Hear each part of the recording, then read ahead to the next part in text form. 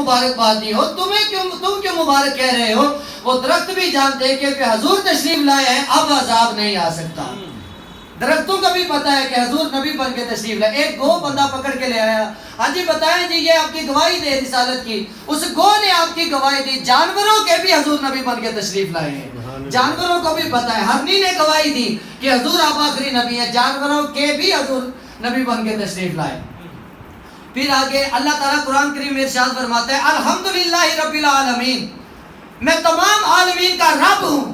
پھر اللہ تعالیٰ فرماتے ہیں وما ارسلناک الا رحمۃ للعالمین، اللہ تعالیٰ نے یہ بات واضح فرما دی کہ جہاں جہاں کا میرا رب رب العالمین ہے، وہاں وہاں کے میرے محبوب رحمت للعالمین ہے۔ حضرات یہاں پہ غور فرمائے، رحمت للمسلمین نہیں کہا گیا، رحمت للعالم نہیں کہا گیا، رحمت للعالمین کہا گیا ہے۔ اب کتنے عالم ہے یہ رب جانے اور اس کا رسول جانے۔ جہاں جہاں کے میرا رب رب ہے، وہاں وہاں کے میرے محبوب رحمت للعالمین ہے۔ پھر آگے نبیوں کے بھی نبی میرے آقا علیہ الصلوۃ والسلام بن کے تشریف لائے، نہ صرف انسانوں کے، جانوروں کے، پوری کائنات کے، بلکہ نبیوں کے بھی نبی میرے محبوب علیہ الصلوۃ والسلام تشریف بن کے تشریف لائے۔ حضرات تمام پہلی جو امتیں گزری ہیں وہ اپنے اپنے نبی کا کلمہ پڑھتی تھیں، لیکن سارے نبیوں نے کیا کلمہ پڑھا؟ سارے نبیوں نے پڑھا لا الہ الا اللہ محمد رسول اللہ۔ سارے نبیوں نے میرے محبوب کا کلمہ پڑھا۔ اس کی دلیل آیت میثاق پڑھے، اللہ تعالیٰ نبیوں سے وعدہ لے رہا ہے۔ اللہ تعالیٰ فرماتا ہے کہ جب میں تمہیں نبوتیں دے دوں، علم و حکمت دے دوں، شریعتیں دے دوں، تو تم نے کیا کرنا ہے؟ تو نبی عرض کرتے ہیں ہاں یا اللہ کیا کرے؟ فرمایا جب میرا محبوب تم میں تشریف لے آئے، میں تم میں اپنا محبوب مبعوث فرما دوں، تو تم نے کیا کرنا ہے؟ تم نے ان پر ایمان بھی لانا ہے اور میرے محبوب کی مدد بھی کرنی ہے۔ حضرات ایمان کلمے کے سوا نہیں آ سکتا، کلمہ پڑھے گا، حضور کو نبی مانے گا تو اسے ایمان ملے گا۔ وہ حضور کو نبی مانے گا، حضور کی شانوں کو مانے گا، تب اس میں ایمان داخل ہوگا۔ تو نبیوں کا بھی نبی میرا نبی ہے۔ اللہ تعالیٰ پھر فرماتے ہیں اگر تم نے ایسا نہ کیا، جب وہ نبی سارے ایمان لے ہاں یا اللہ مدد بھی کریں گے، ایمان بھی لائیں گے، فرمایا اب ایک دوسرے کے گواہ ہو جاؤ۔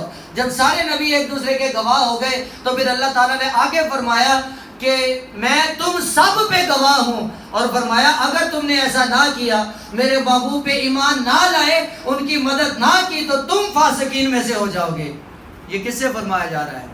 یہ انبیاء کرام سے فرمایا جا رہا ہے جو اللہ تعالیٰ کے خاص بندے ہیں۔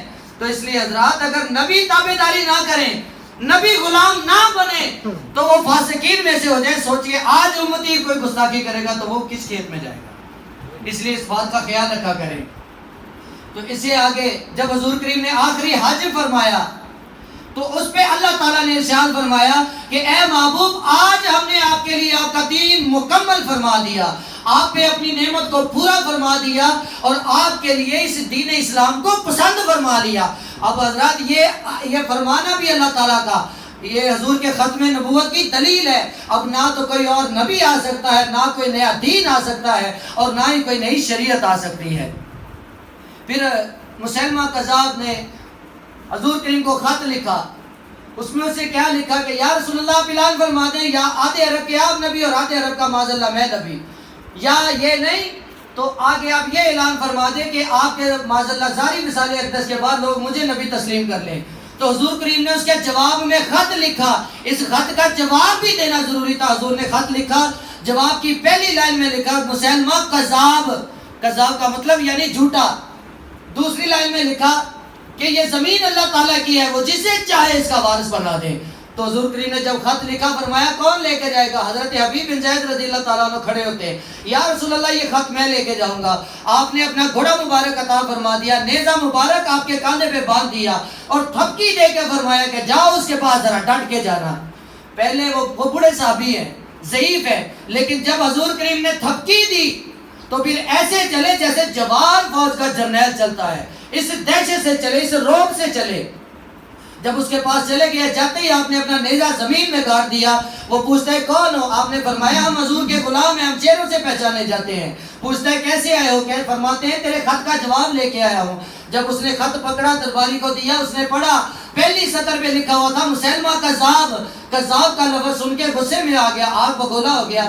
کہتا ہے کہ تیرے نبی نے فرمایا ہے کہ میں کذاب ہوں، تیرا اس وقت کے بارے میں کیا خیال ہے؟ تیرا اس کے بارے میں کیا خیال ہے؟ تو وہ حضرت حبیب بن زید فرماتے ہیں جسے میرا نبی کذاب فرما دے وہ کذاب ہے، جسے میرا نبی جھوٹا فرما دے وہ جھوٹا ہے۔ تو اس نے آپ کو اسی غصے میں شہید کر دیا۔ ادھر مدینہ منورہ میں حضور کریم فرماتے ہیں کہ میرے حبیب بن زید کو شہید کر دیا گیا ہے، ساتھ ہی ختم نبوت پہ پہرا دینے والوں کا اجر بھی فرمایا آج اللہ نے میرے حبیب بن زید کے لیے جنتوں کے سارے دروازے کھول دیے ہیں، وہ جس دروازے سے چاہے داخل ہو جائیں۔ پھر یمن میں ایک تابعی رسول ہے، انہوں نے ختم نبوت پہ کیسے پہرا دیا۔ جب اسود انصا لعنتی نے نبوت کا جھوٹا دعویٰ کیا تو آپ اس کے مقابلے میں کھڑے ہو گئے۔ اسود انصا کے فوجی پکڑ کے لے گئے تو اسود انصا حضرت ابو مسلم خولانی سے پوچھتا ہے کہ تو گواہی دیتا ہے میں اللہ کا رسول ہوں؟ تو حضرت ابو مسلم خولانی فرماتے ہیں کہ میں نے سنا ہی نہیں، وہ مجھے سنائی نہیں دیا۔ 3 بار آپ نے یہی فرمایا، مجھے سنائی نہیں دیا۔ چوتھی مرتبہ جب وہ کہتا ہے کہ تو گواہی دیتا ہے کہ حضور اللہ کے رسول ہیں، حضرت محمد اللہ کے رسول ہیں، فرمایا ہاں میں گواہی دیتا ہوں حضور اللہ کے رسول ہیں، ہاں میں گواہی دیتا ہوں حضور اللہ کے رسول ہیں، ہاں میں گواہی دیتا ہوں حضور اللہ کے رسول ہیں۔ تو وہ کہتے ہیں کہ انہوں نے ہمارے ساتھ دھوکہ کیا ہے۔ جب حضور کریم کی باری آئی تو اسے سنائی بھی دیا، اس نے گواہی بھی دی۔ فرمایا کہتا ہے کہ جب میری باری آئی تو اسے سنائی نہیں دیتا، آگ جلاؤ، اسے آگ میں جلانا ہے۔ جب آگ جلا دی گئی، لے کے جانے لگے تو حضرت ابو مسلم خولانی پوچھتے ہیں کدھر جا رہے ہو، کدھر لے کے جا رہے ہو؟ تو وہ کہتے ہیں کہ آپ کو آگ میں جلانا ہے۔ فرمایا پیچھے ہٹو، میں خود ہی جاتا ہوں۔ یہ جرت ہے، یہ حضور پہ مر مٹنے کا جذبہ ہے۔ اللہ تعالیٰ یہ آج ہمیں بھی عطا فرمائے۔ تو جب آگ میں چلے گئے حضرات 2 گھنٹے حضرت ابو مسلم خولانی آگ میں بیٹھے رہے، آگ نے نہیں جلایا۔ آپ کے جسم اقدس کو کیا جلانا تھا، آپ کے تن مبارک کے کپڑوں کو بھی آگ نے نہیں جلایا۔ حضرات یہ نسبت ہے۔ وہ کہتے ہیں جی کہ تو نسبت قائم کیوں کرتے ہو، اولیاء اللہ سے نسبت کیوں قائم کرتے ہو؟ اور حضرات یہ نسبت ہے۔ اگر نسبت کرتے کو ہو جائے تو حضرت یعقوب علیہ السلام کو آنکھیں لٹا دیں، تو جب کرتے کو نسبت حضرت ابو مسلم خولانی سے ہو جائے تو آگ اسے نہیں جلاتی، تو آج تجھے مجھے آگ کیسے جلا سکتی ہے؟ تو جب انہوں نے نہیں جلایا تو پھر نکال دیے گئے، ملک سے نکال دیے گئے۔ آپ مدینہ منورہ تشریف لے آئے۔ حضرت عمر نے اپنی نور بصیرت کے ساتھ پہچان لیا کہ یہ وہی ہستی ہے جو ابھی ابھی ختم نبوت کو بچا کے آئی ہے۔ تو آپ فرماتے ہیں کہ اب میں تمہیں اس ہستی کی بارگاہ میں لے چلتا ہوں جن کا مقام نبیوں کے بعد ہے۔ حضرت عمر کا یہ فرمانا بھی ختم نبوت کی دلیل ہے کہ ان کا بھی عقیدہ ہے، ایمان ہے کہ حضور کے بعد کوئی نبی نہیں ہے۔ تو جب صدیق اکبر نے دیکھا، گلے ملے، پیشانی کا بوسہ لیا، اپنے اور حضرت عمر کے درمیان میں بٹھا لیا، تو حضرت ابو مسلم خولانی عرض کرتے ہیں صدیق اکبر آپ میرے لیے دعا فرمائے۔ تو صدیق اکبر ارشاد فرماتے ہیں عزت دی یہ ختم نبوت کو بچانے والے کو۔ آپ فرماتے ہیں آج ہم آپ کے لیے دعا نہیں فرمائیں گے، اے ابو مسلم خولانی آج آپ ہمارے لیے دعا فرمائیں کیونکہ آپ حضور کی ختم نبوت کو بچا کے آئے ہیں۔ حضرات یہ مقام ہے، یہ عزت ہے ختم نبوت کو بچانے والوں کی۔ صحابہ نے کیسے ختم نبوت کا دفاع کیا؟ صحابہ کرام نے اجماع بالسیف کر کے، تلوار کے ساتھ، جب سیدنا صدیق اکبر نے اعلان فرما دیا، جب مسلمہ کذاب اپنے وعدے پہ ڈٹا رہا، اپنے اس جھوٹے دعوے پہ ڈٹا رہا، تو صدیق اکبر نے اعلان فرما دیا کہ اب اس کے خلاف جہاد ہوگا، اب اس کو واصل جہنم کیا جائے گا۔ حضرات حضور کریم نے ارشاد فرمایا تھا کہ جنگ بدر والے اور جنگ حنین والے یہ اتنی عظیم اور اتنی مشکل، اتنی بڑی بڑی جنگیں تھی کہ حضور نے فرمایا اب یہ کسی جنگ میں شریک نہیں ہوں گے۔ لیکن جب حضور کے ختم نبوت کا مسئلہ آیا تو صدیق اکبر نے فرمایا آج چاہے کوئی بدری ہو، چاہے کوئی حنین والا ہو، سارے کے سارے جنگ یمامہ کے موقع پہ پہنچے۔ سب کے سب نے جنگ یمامہ فرما کے تلوار کے ساتھ جہاد کر کے حضور کی ختم نبوت کو بچایا۔ یہ اس طرح صحابہ کرام نے ختم نبوت کو بچایا۔ حضرات جنگ یمامہ کا اندازہ اس بات سے لگائے کہ حضور کے ظاہری زمانہ اقدس میں 74 جنگیں لڑی گئیں، ان میں 259 صحابہ شہید ہوئے ان 74 جنگوں میں، لیکن یہ اکیلی ختم نبوت والی جنگ جو صرف اور صرف حضور کی ختم نبوت کے لیے لڑی گئی، اس میں 1200 صحابہ شہید ہوئے، جن میں 360 یا 70 حافظ قرآن شہید ہوئے۔ پھر صدیق اکبر نے ارشاد فرمایا کہ اب قرآن کو جمع کیا جائے گا۔ اتنا بڑا اس جنگ میں نقصان ہوا، یہ اتنی عظیم جنگ ہے۔ تو حضرات جب حضرت امام ابو حنیفہ رضی اللہ تعالیٰ عنہ سے پوچھا گیا، آپ کی خدمت میں عرض کی گئی کہ حضرت صاحب فلاں جگہ ایک بندے نے نبوت کا جھوٹا دعویٰ کر دیا ہے، تو میرے لیے کیا حکم ہے؟ آپ نے ارشاد فرمایا خدا کے بندے جس نے نبوت کا جھوٹا دعویٰ کیا ہے وہ تو کافر ہے ہی ہے، اور جو جا کے اسے جھوٹا ثابت کرنے کے لیے بھی دلیل مانگے گا وہ بھی کافر ہو جائے گا۔ اس لیے حضرات آپ نے اور میں نے, جو کہ سائیں بابا نے بہت دیر پہلے ارشاد فرما دیا تھا کہ حضور کریم کے بارے میں نہ تو دلیل مانگنی ہے, نہ معجزہ مانگنا ہے, نہ ہی کرامت مانگنی ہے. تو حضرات آپ نے فرمایا جو دلیل بھی مانگے گا وہ بندہ بھی کافر ہو جائے گا. حضور کریم نے ارشاد فرمایا میں زمین کے مٹی کے ذروں کی تعداد کے برابر قسم اٹھاتا ہوں کہ میں اللہ کا آخری نبی ہوں. پھر ارشاد فرمایا پیارے عمر اگر میرے بعد کوئی نبی ہوتا تو وہ تو ہوتا, لیکن اب میرے بعد کوئی نبی نہیں ہے. شیر خدا رضی اللہ تعالیٰ نے ارشاد فرمایا کہ اب تیری نسبت میرے ساتھ ایسی ہی ہے جیسے موسیٰ علیہ السلام کو ہارون علیہ السلام کے ساتھ ہے, لیکن اب اللہ کا قانون یہ ہے کہ میرے بعد کوئی نبی نہیں ہے. تو حضرات ہم نے پیر میر علی شاہ صاحب رحمۃ اللہ علیہ کا وہ مناظرہ سنا ہوا ہے. پیر صاحب نے 4 دلیلیں مانگی تھی. ادھر امام ابو حنیفہ نے فرمایا کہ دلیل نہیں مانگنی, لیکن پیر صاحب کا جو مناظرہ ہے اس میں انہوں نے 4 دلیلیں مانگی تھی. پہلی دلیل یہ تھی کہ تو حکم دے, تو کہہ یہ دریائے راوی ہے, یہ مینار پاکستان کے پاس سے گزرنا شروع کر دے. دوسرا انہوں نے فرمایا تھا کہ تو یہ کہہ کہ ایک جوان لڑکی ہو, اس کی شادی نہ ہوئی ہو, وہ ابھی اسی وقت بچہ پیدا کرے.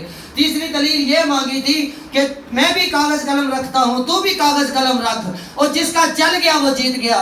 چوتھی دلیل یہ تھی کہ یا تو شیر بن کے مجھے کھا جائے یا میں شیر بن کے تجھے کھا جاؤں.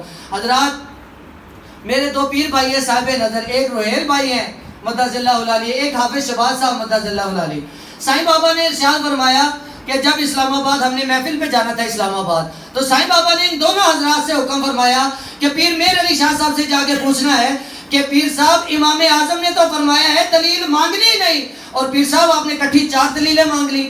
تو پیر صاحب نے اور میرے پیر بھائیوں سے فرمایا کہ ہاں میرے علم میں ہے کہ امام ابو حنیفہ آپ نے کیا فرمایا ہے, لیکن فرمایا جو میں نے مناظرہ کیا, جو میں نے دلیلیں مانگی تھی وہ حضور کریم کے حکم سے مانگی تھی, وہ مجھے نبی کریم نے حکم ارشاد فرمایا تھا, اس لیے میں نے وہ دلیلیں مانگی تھی. لیکن آج آپ کے میرے لیے یہی ہے, امام صاحب کا فتویٰ ہمارے سر پہ ہے. کیوں؟ کیونکہ ہم نے دلیل نہیں مانگنی. اور آج ہمارے ملک میں مسائل ہے کیا, جس کو بھی پاکستان پہ مسلط کیا جاتا ہے, حکومت دی جاتی ہے, 2 باتیں بالخصوص منوائی جاتی ہیں. پہلی بات جو منواتے ہیں وہ یہ ہے کہ تو نے ختم نبوت پہ ڈاکہ مارنا ہے. وہ ڈاکہ کیسے مارنا ہے کہ قادیانیوں کو مسلمان قرار دلوانا ہے. دوسرا یہ کرنا ہے کہ پاکستان میں سے گندم کو ختم کرنا ہے. نواز شریف کے دور میں اس نے 70 پیجز چھپوائے, جب وہ چوری پکڑی گئی پھر کہتے ہیں اوہو یہ تو ٹائپنگ کی غلطی ہوگی. اور ٹائپنگ کی غلطی کیسے ہوگی, جو تو نے بھونکا ہے وہی انہوں نے لکھا ہے. تو پھر وہ کہتا ہے کہ قادیانی میرے بھائی ہیں. اگر قادیانی تیرے بھائی ہیں تو پھر سیدھا سیدھا بتا کہ جنہوں نے جنگ یمامہ فرمائی پھر وہ تیرے کیا لگے. کیوں جی, جو ختم نبوت کے غدار ہیں وہ تو ہو گئے اس کے دوست, اور جو ختم نبوت کو بچانے والے ہیں پھر وہ دشمنی ہوئے معاذ اللہ. تو یہ ان کا حال ہے. عمران بھی اسی ایجنڈے پہ کام کر رہا تھا, لیکن ایک میرے آقا نے اس پہ نظر کرم فرمائی کہ اس نے چاہے ڈنڈے کے زور پہ کی, چاہے جیسے بھی کیا, اس نے تحریک لبیک کو بحال کر دیا. تو حضرات یہ نیکی ہے.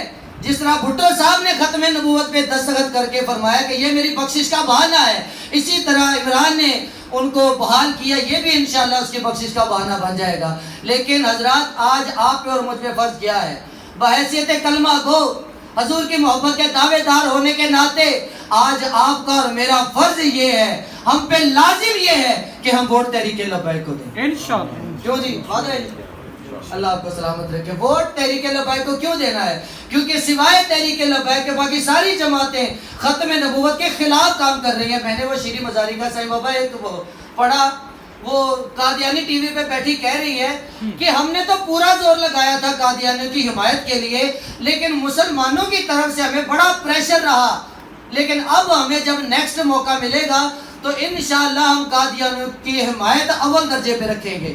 اور یہ ان کا حال ہے, یہ ان پارٹیوں کا حال ہے. تو اللہ تعالیٰ ہمیں ایسے گندے عقیدے سے بچائے. اسی لیے حضرات ووٹ تحریک لبیک کو دے, کیونکہ حضور نے فرمایا, یہ حدیث مبارکہ کا مفہوم ہے, سرکار نے فرمایا جس کی مشابہت جس کے ساتھ ہوگی, یعنی جس کا عقیدہ جس کے جیسا ہوگا اس کا حشر نشر اسی کے ساتھ ہوگا. تو جو کہ قادیانی میرے بھائی ہیں تو پھر اس میں کوئی شک نہیں، ان کا حشر نشر قادیانیوں کے ساتھ ہوگا. اور جو کہے تحریک لبیک کی خدمت میں حاضر اس لیے حضور کی وجہ سے، تو ان کا حشر نشر تحریک لبیک کے ساتھ، تحریک لبیک کا حشر نشر صدیق اکبر کے ساتھ، اور انشاءاللہ ہم صدیق اکبر کے پرچم تلے انشاءاللہ اسی کے ساتھ جنت میں ہوں گے. اللہ تعالیٰ ہمیں